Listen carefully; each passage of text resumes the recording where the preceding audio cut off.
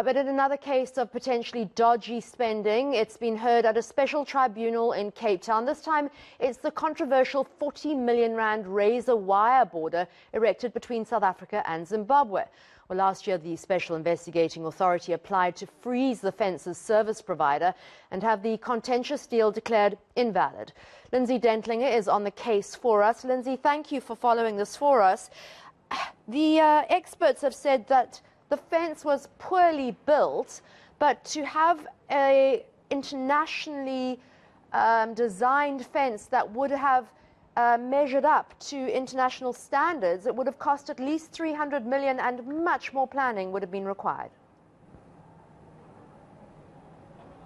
Annika, that's some of the expert testimony we are expecting to hear before the special tribunal today and in the ensuing days. But this has really been a case that's been dragging on for quite some time before the special tribunal. It's been almost an entire year since the SIU first approached the tribunal to freeze the bank accounts of the two construction companies involved in the construction of this fence. But Annika, you will also remember that the Department of Public Works has been before Parliament on several occasions, before at least two committees, to discuss the erection of this fence, and the ministers involved always making it clear that this was never supposed to be a high security international style border fence. It was a decision taken at the start of the lockdown in March last year to erect something that would protect the country's borders at a time where it was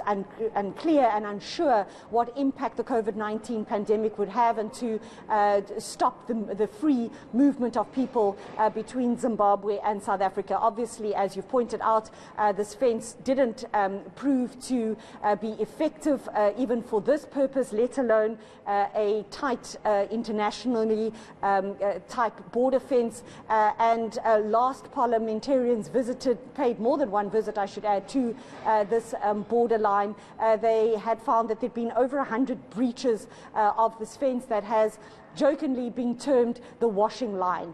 So there is a lot that we expect to come out of this testimony. We know already that this fence was not even built to the specifications of that which the Public Works Department had asked it to build the fence, so let alone a fence that can stand up to international scrutiny as being an effective border control measure.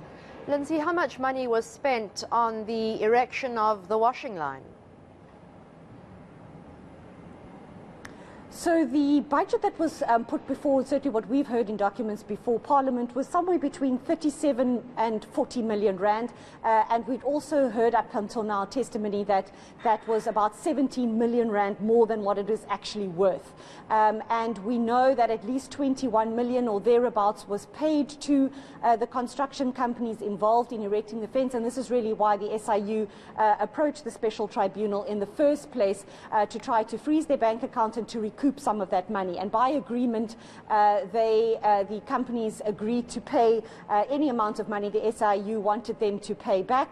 And so these proceedings also involve trying to get an order that the Public Works Department doesn't have to pay any more of the somewhere between 37 and 40 million rand for the fence. As I said, they've paid about half that amount of money. And we also know that these companies have questioned the jurisdiction of this special tribunal to hear this case, and so that's really what has been stalling proceedings that have now dragged on for about a year, in terms of the SIU trying to declare that contract unconstitutional, invalid, and have it set aside, and so that the department is not expected to pay any more money than it already has for this washing line.